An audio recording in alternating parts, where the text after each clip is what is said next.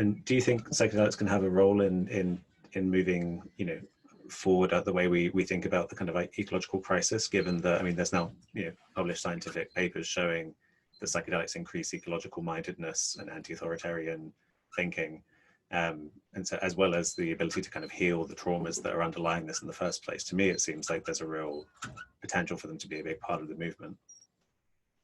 I think it's a no-brainer, really, to be honest. Well, I wouldn't necessarily say it's for everybody.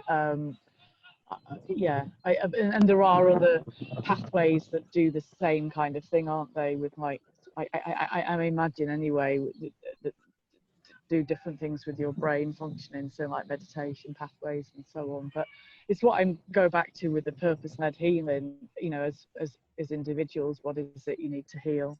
But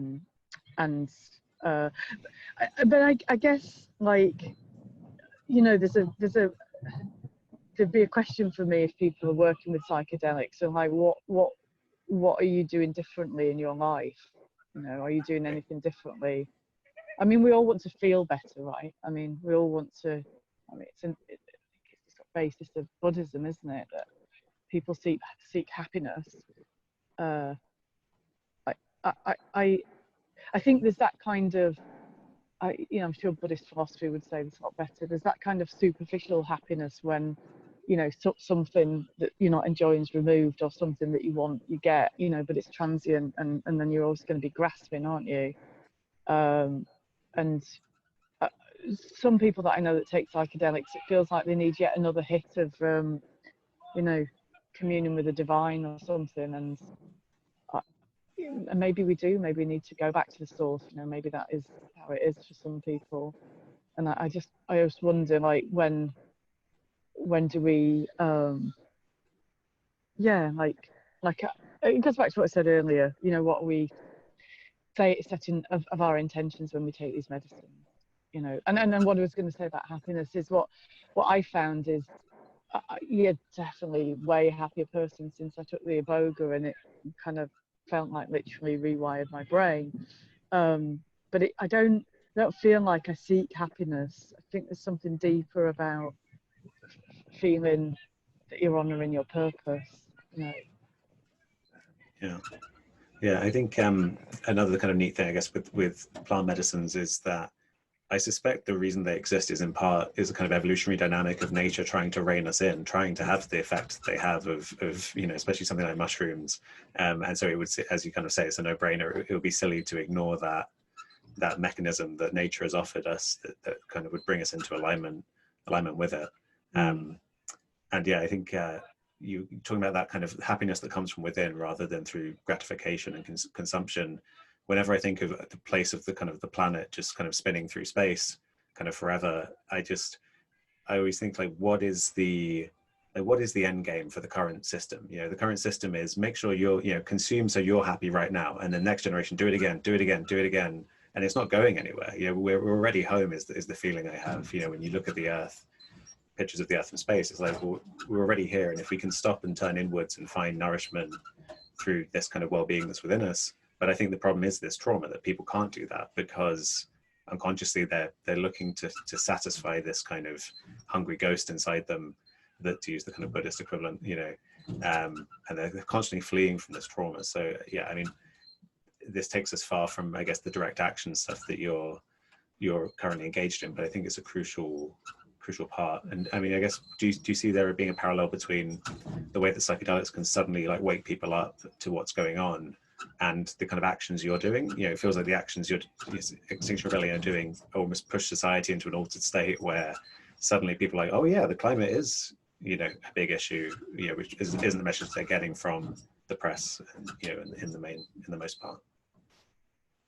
I mean, I think we arrived at a particular zeitgeist where you had the 2018 IPCC report. There was some quite freaky science papers, like the Hothouse Earth paper that was out at that time.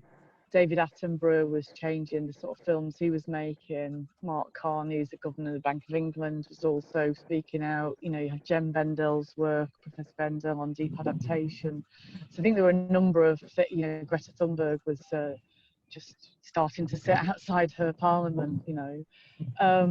She actually came to our launch in the October. She wasn't really a known person then, but so yeah, there's been a moment when consciousness has shifted, hasn't it? And I think then, you know, it's asking us all, like, what are we going to do with that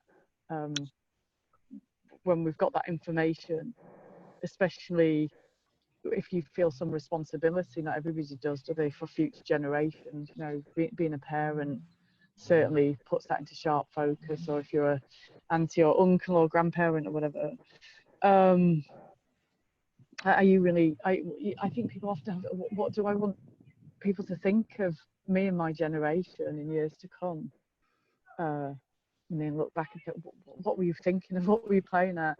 So I mean, some of it's like personal changes that people make, don't they, like reducing flying or reducing meat and dairy consumption or going vegan, or, you know, reducing plastics and so on, and cycling instead of driving and all this sort of stuff. But it's, and then, you know, you do have like you know, 10% of the population do 50% of the emissions. So and especially when you get into the super rich, they do an incredible amount of emissions.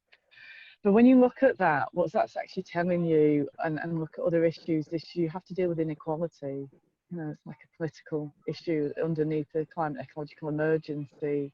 It's not an individual thing. Again, it's systemic, isn't it? So, and that's, I think, like basically why the right have resisted the climate ecological piece as much as they can. And when you say, like, you know, we're already home, what's this system driving at? You know, I mean, they're already talking about trying to get minerals off asteroids and colonize space.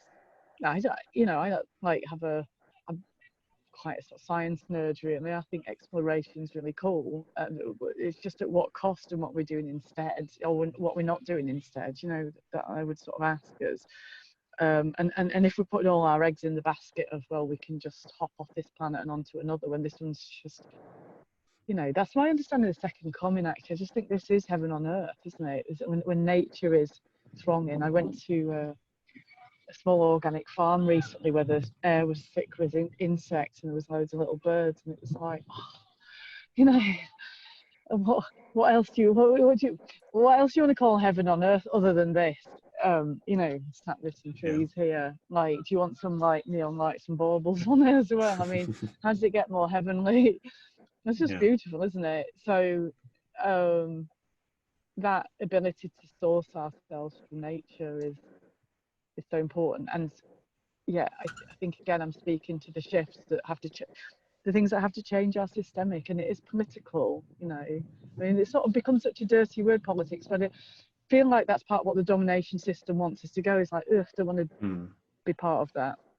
One of the phrases that Extinction Rebellion uses, beyond politics, and what we mean is beyond party politics. You know, this is bigger than like a tribal fight between this party and that party. This is about telling the truth, acting now, and then making the changes that are necessary. And like, there are debates within that, but that's why we want citizens' assemblies, which are emergent forms of democracy that I think upgrade our democracy, because they're so less affected by vested interest.